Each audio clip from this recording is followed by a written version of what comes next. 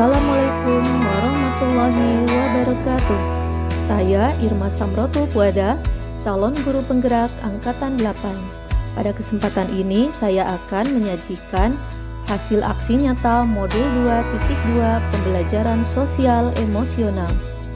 Pada aksi nyata ini saya akan menyajikan hasil implementasi PSE di kelas maupun di sekolah. Di sekolah yaitu saya melakukan berbagi praktik baik kepada rekan tenaga pendidik dan kependidikan. Dalam pendidikan guru penggerak ini saya senantiasa mendapatkan support yang luar biasa dari ibu fasilitator yaitu Ibu Desrina MPD serta ibu pengajar praktik yaitu Ibu Nunung Nurhayati SPD MPD. Terima kasih kepada beliau yang selalu senantiasa membersamai saya untuk selalu memotivasi dalam kegiatan pendidikan guru penggerak. Implementasi yang pertama, saya melaksanakan KSE di kelas, yaitu melakukan KSE dengan pengembangan kesadaran diri, manajemen diri, kesadaran sosial, keterampilan berelasi, dan pengambilan keputusan yang bertanggung jawab. Implementasi di kelas ini saya gunakan dalam proses pembelajaran di kelas pada mata pelajaran Sejarah Indonesia di kelas 12 MIPA 6. Hal pertama yang saya lakukan dalam implementasi PSE di kelas yaitu membuat perencanaan pembelajaran. Setelah melakukan persiapan, saya melakukan pelaksanaan PSE. Berikut pelaksanaan PSE pada mata pelajaran Sejarah Indonesia.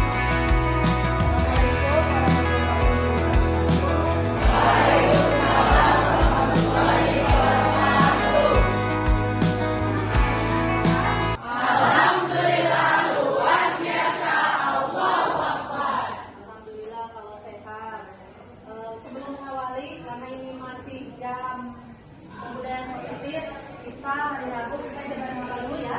Silakan surat apa hari ini? Oke, silakan nanti dulu.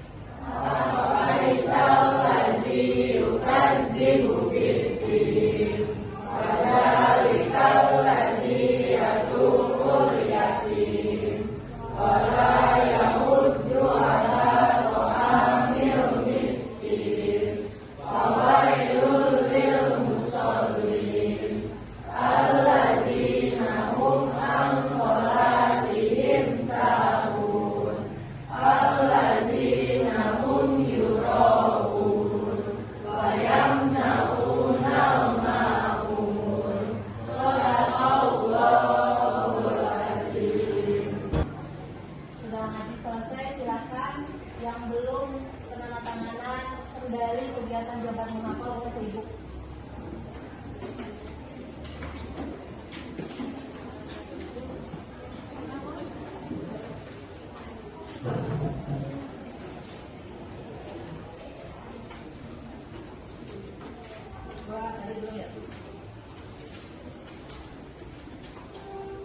Harusnya sudah 3 kali ya ibu menandatangani ya.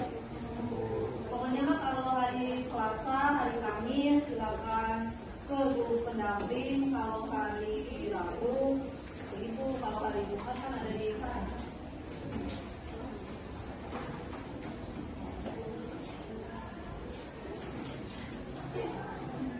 Oke, terima kasih.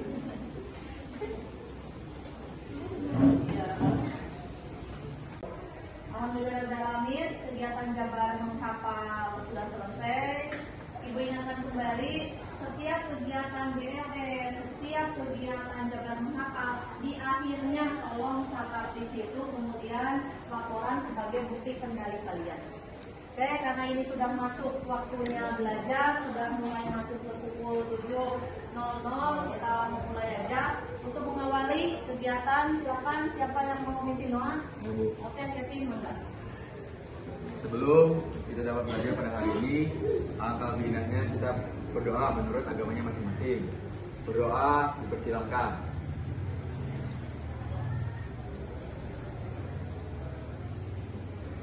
doa dicukupkan. Sikap beri salam. Assalamualaikum warahmatullahi wabarakatuh. Waalaikumsalam warahmatullahi wabarakatuh. Baik, siapa yang tidak masuk hari ini? Hadir apa? Hadir dari hari apa? Senin. Kemudian hari juga. Oh, di siang harinya. Kalau hadir sakitnya apa? Oh, dirawat di mana?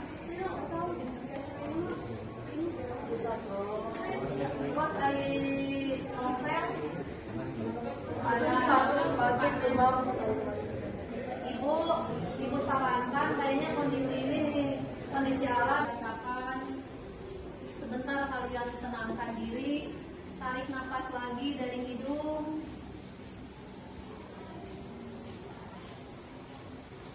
Lepaskan dari mulut, rasakan ada rasa hangat sedikit yang keluar dari mulut. Lagi tarik lagi. Lepaskan lagi. Jika ada sedikit, ada sisa sesak di dada, jadikan itu adalah sebuah tantangan. Mudah-mudahan, andaikan momen ini seringkali, tekanan ini seringkali kalian alami di rumah atau di sekolah, sisihkan waktu untuk menenangkan diri. Ada waktu untuk menyayangi diri kalian sendiri, karena seringkali kalian dihadapkan ingin tidur, terkadang memikirkan yang lain. Ketika tidur, gundah memikirkan yang lain yang belum diselesaikan. Sisihkan, tenangkan, atur nafas, lepas handphone yang lain, berikan ke badan kita bahwa badan kita ingin istirahat. Dan mudah-mudahan dengan nilai ini ke depan kalian bisa memanage waktu, mengatur diri menjadi pribadi yang lebih dewasa, lebih bijak, lebih tenang, bijak menyikapi orang lain, bijak juga dalam bersikap kepada orang lain, kepada keluarga kalian. Tarik nafas kembali dari hidung. Tahan dulu, lepas. Oke, setelah itu silakan tangan lepaskan, baik bagian dari dada, buka mata, angkat tangan, boleh kalian teriak, wah, gitu, lepaskan semuanya. Oke,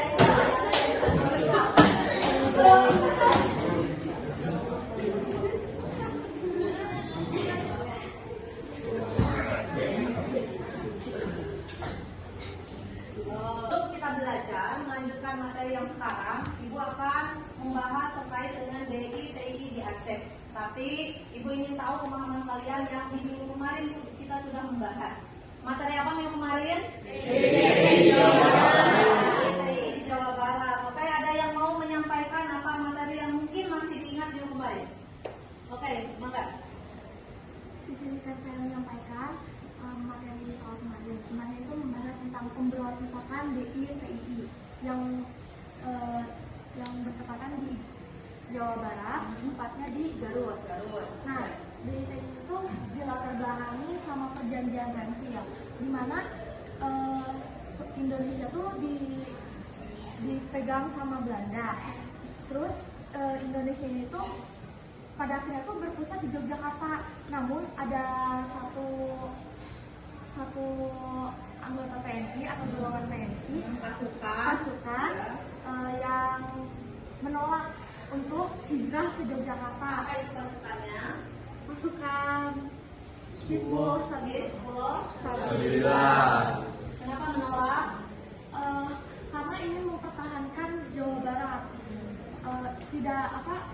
Tidak ingin Jawa Barat diambil alih oleh Belanda. Akhirnya tuh ada pemimpin Kartosuwiryo dari pemimpin Hizbullah Sabilillah itu kan menolak. Akhirnya tuh si Soekarno itu menganggap bahwa Kartosuwiryo ini tuh pemberontak. Oke, aplaus.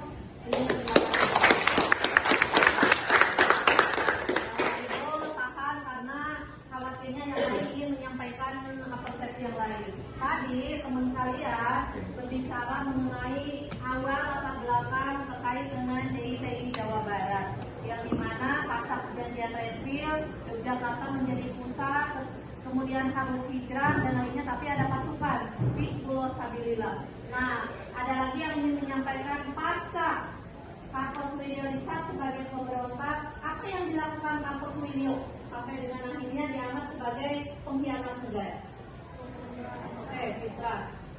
Jika saya apa yang dilakukan Kartosoewiryo pada saat dia dicap sebagai pemberontak. Nah, Kartosoewiryo itu kan merasa apa ya, rasa marah dulu. Soalnya kan dia tuh niatnya ingin mempertahankan Jawa Barat sebagai bentuk bahwa Indonesia itu masih punya loh Jawa Barat. Tapi karena mungkin Pak Soekarno pada saat itu Soekarno berpikir ini dia tidak menerima perintah saya, terus juga ada oleh Belanda yang bilang misalkan nih ada nih suatu daerah militer tentara dari kamu itu yang nggak mematuhi perintah kamu, jadinya kan Soekarno itu merasa tidak guna gitu jadi pemerintah tuh, makanya Soekarno tuh bilang kalau misalkan Amir Syari Pudini adalah pemberontak, Amir Syari Pudini atau Suryo adalah pemberontak. Jadi sampai kalimat Kartosoewiryo itu kan mendirikan NII itu tuh sebagai bentuk kayak bentuk protes gitu, bentuk protes kepada kekecewaan, bentuk protes kepada Soekarno bisa sebagai pemberontak.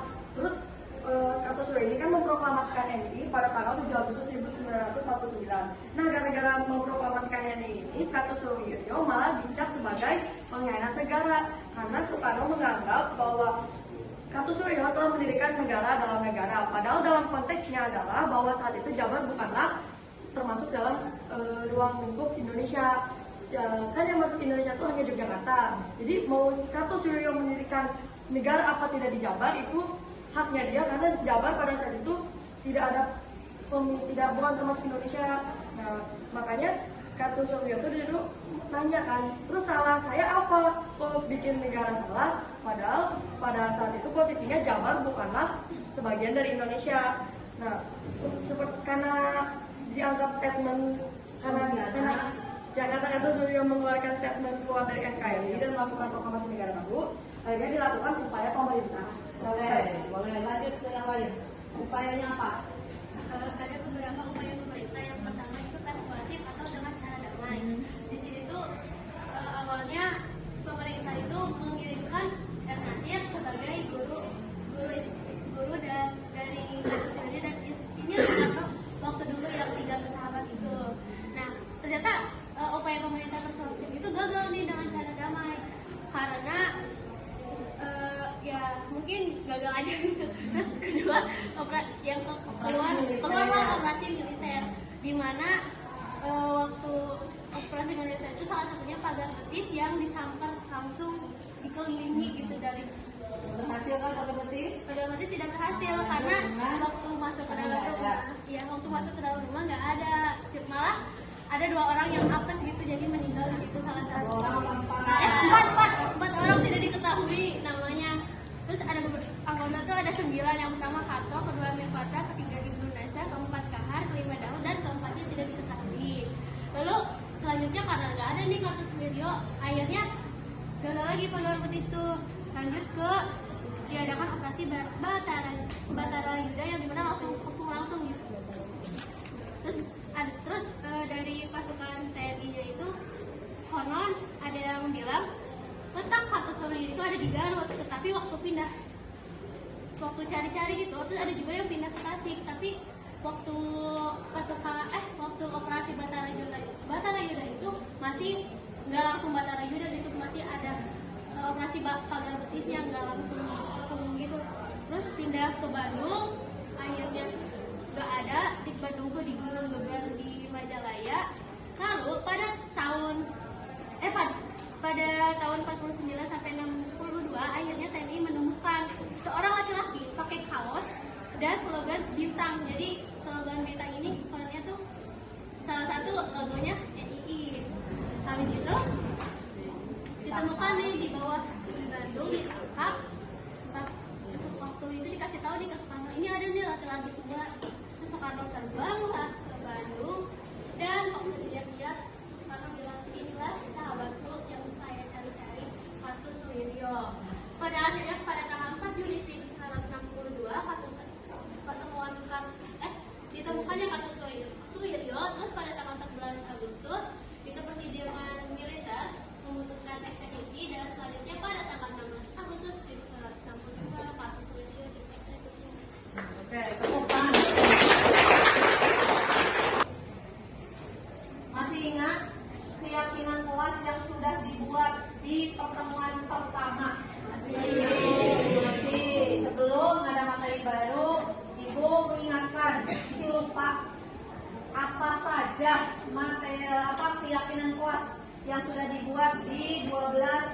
6. Apa aja, Cung?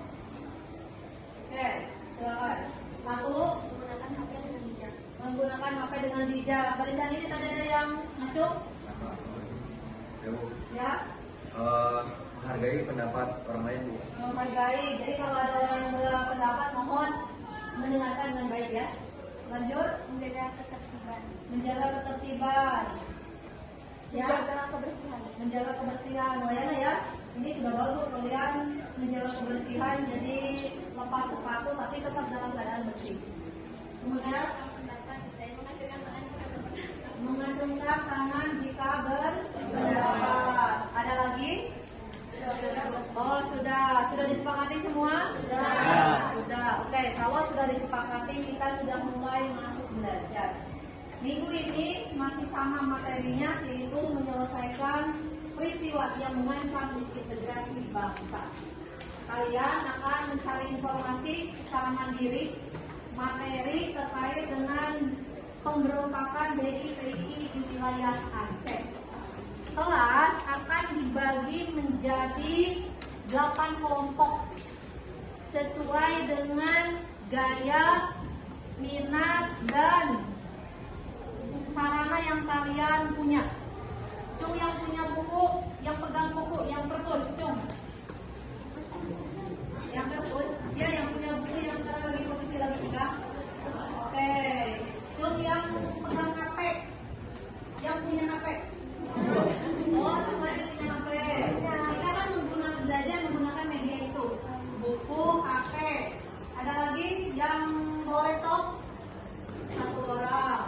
Jadi aku tanya, di antara kalian ada nggak gaya belajar yang senangnya baca aja? Jadi ngerti kalau baca sendiri, ada nggak? Oh enggak, kalau disuruh baca sendiri nggak ngerti. Oh enggak.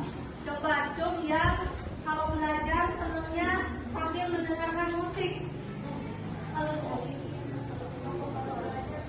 Kalau sambil nerangin, ngedengerin belajar dengerin musik nggak konsen? Oh enggak. Tapi kalau lagi nulis, oh kalau merangkum baru sambil oke. Ya ada sebagian ya. Kemudian ada yang gaya belajar kaliannya yang senangnya lihat video, tapi nggak ngedengerin penjelasan guru. Tapi senangnya kalau tadi mah baca sendiri, ini mah belajar tapi lihatnya video. YouTube. Oh ada, oke. Terus ada yang gaya belajarnya teaching. Jadi suka apa aja tapi masuk itu. Ada. Oh kinestetik itu. Oke. Nah kelompok kelas ini akan dibagi ke dalam 8 kelompok. Nanti yang gaya belajarnya senang dengan musik sambil ngaji materi duduk di sini. Yang di sini yang senang dengan belajar mandiri tetapi melihat tayangan YouTube, artinya mata visualisasinya kuat. Yang ini visualisasi, yang ini visualisasi. Kalau ini dengan auditori dengan musik 1, 2. Kalau yang ini senangnya yang gayanya melihat sambil mendengar. Kalau posisi ibu, tadi ibu belum tanya ya. Kalau yang senang dengan gaya kayaknya enak kalau guru menjelaskan sambil melihat guru juga mendengar sambil melihat. 2 kelompok ini duduk di sini. Dan kelompok yang di sini dengan yang di sini yang anak itu senang belajar kalau dengan gaya dia dengan gerak. Oh aku mah kayak belajar sejarah ininya bikin apa gitu, karya apa. Kalau olahraga senangnya aku mah praktek.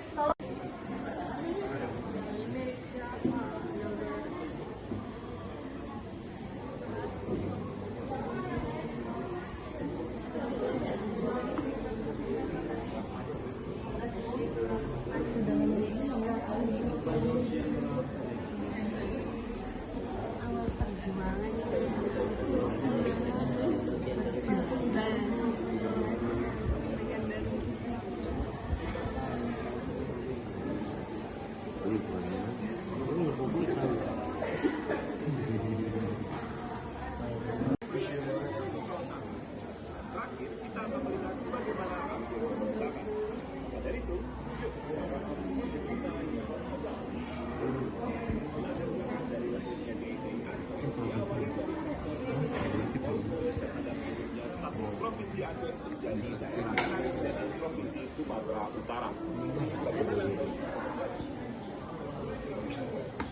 sih. Emang udah bener?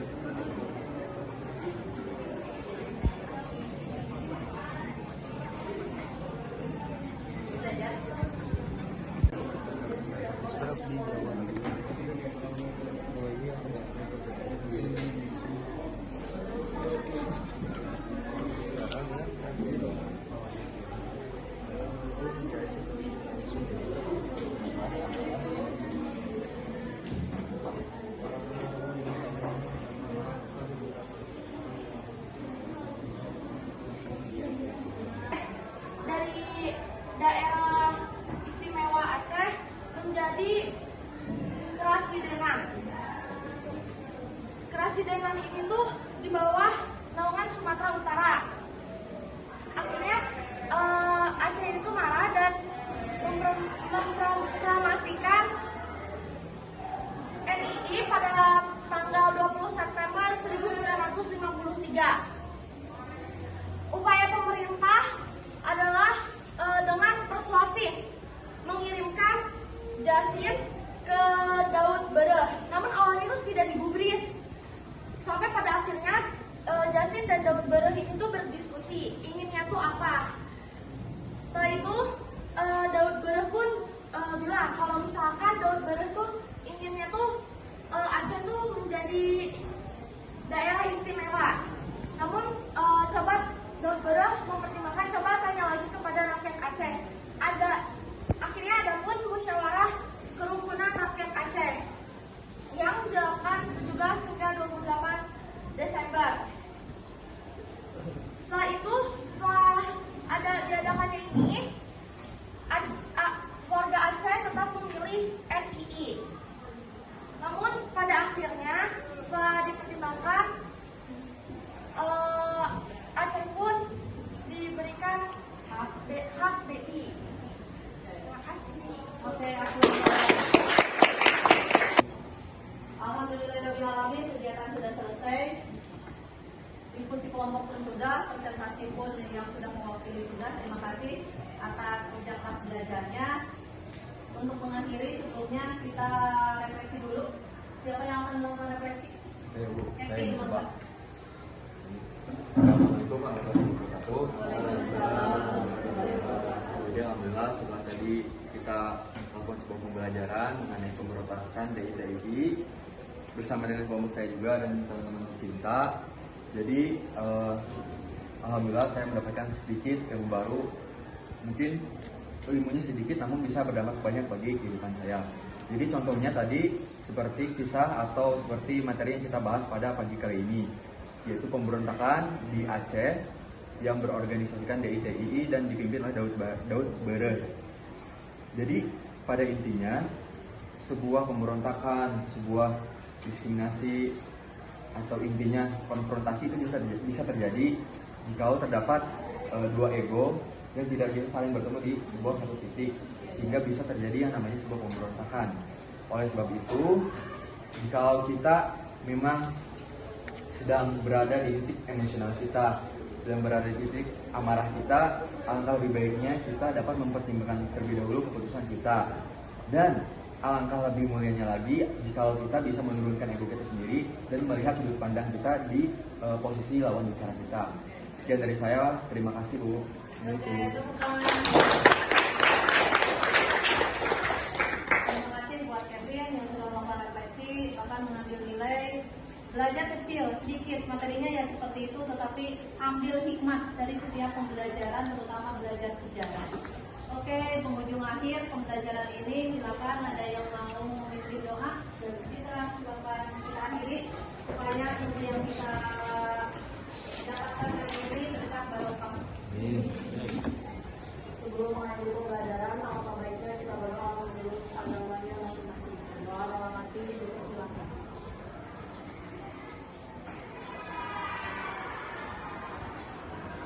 Berdoa hari ini. Oke, terima kasih untuk semuanya. Assalamualaikum warahmatullahi wabarakatuh. Waalaikumsalam warahmatullahi wabarakatuh.